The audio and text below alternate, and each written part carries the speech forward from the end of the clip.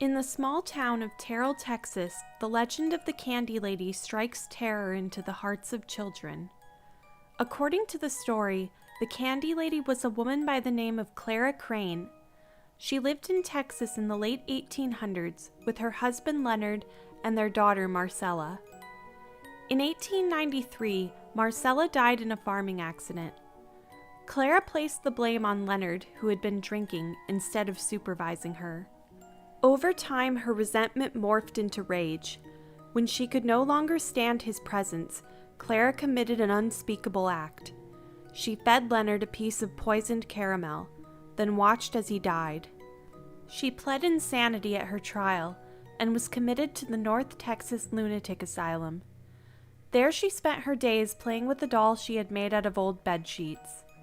She named the doll Marcy and would sing and talk to it as if it were a real child.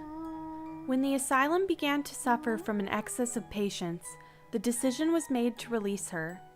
In a letter to her sister, Clara wrote, "Dearest Aggie, I am elated. I have been informed by Dr. Matthews that Marcy and I will be returning home in less than 3 weeks. As you can imagine, Marcy can barely contain her excitement. Every night she asks, 'Is tomorrow the day we go home, Mother?' Very soon I will be able to tell her, 'Yes.'" Shortly after her release, the children near Terrell began to go missing. When the police began to look into the disappearances, they were chilled to learn that these kids had encountered a strange woman. She would give them candy and leave little notes on their windowsills, asking them to come out and play. It wasn't long before people began attributing the disappearances to Clara.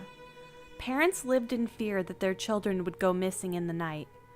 They tried to keep a close eye on them, but the kidnappings continued. In one horrific incident, a farmer found a candy wrapper on his field. He unwrapped it, only to find that there was a child's tooth inside. What happened next depends on which account of the story you read. Some versions say that the police later found the boy's body, with his eyes gouged out and his pockets full of candy. Others describe this same incident, except the local sheriff is the victim instead of the boy. It is difficult to say if Clara Crane ever existed, but the story of the Candy Lady lives on. Today, parents still mourn their children of the mysterious woman that lures kids from their houses with sweets.